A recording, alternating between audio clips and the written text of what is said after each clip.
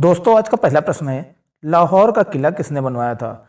बाबर, अकबर, शाहजहां, औरंगजेब। सही जवाब होगा अकबर ने। तो याद रखेंगे, लाहौर का किला किसने बनवाया था? अकबर ने बनवाया था।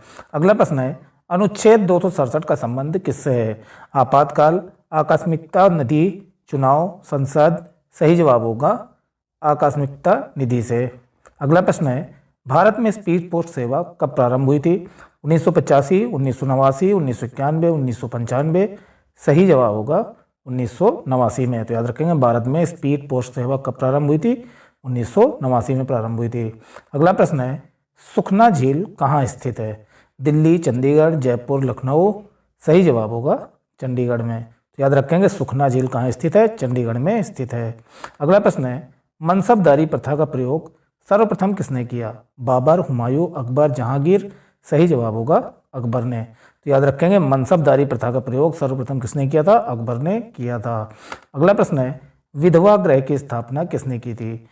ईश्वरचंद्र विद्यासागर, कर्वे, गांधी जी, तिलक। सही जवाब होगा कर्वे ने। तो याद रखेंगे, विद्यागृह की स्थापना किसने की? कर्वे ने की थी। अगला प्रश्न है, राष्ट्रपति का पहला विधिवत चुनाव कब हुआ? 1950, 1952, 1955, 1960। सही जवाब होगा 1952 में। तो याद रखेंगे, राष्ट्रपति का पहला विधिवत चुनाव कब हुआ? 1952 में हुआ। अगला प्रश्न है, सूर्य से पृथ्वी तक ऊष्मा किस विधि से आती है? चालन, संवहन, विकिरण, संचरण। सही जवाब होगा विकिरण के द्वारा। तो याद रखेंगे, सूर्य से पृथ्वी तक ऊष्मा किस विधि से आती है?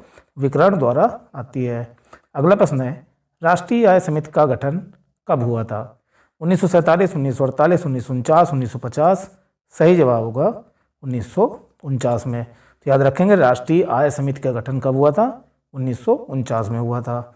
अगला प्रश्न है, प्याज में भोजन किस रूप में संचित होता है? स्टार्च, प्रोटीन, सेल्यूलोज, वसा। सही जवाब होगा सेल्यूलोज के रूप में। तो याद रखेंगे, प्याज में भोजन किस रूप में संचित होता है? सेल्यूलोज के रूप में संचित होता है। तो दोस्तों, कैसा लगा आप लोगों को वीडियो? कमेंट बॉक्स में जरूर बताइएगा। वीडियो को लाइक और चैनल को सब्सक्राइब कर लीजिएगा। मिलते हैं अपनी अगली वीडियो में। जय हिंद, जय भारत, वंदे मातरम।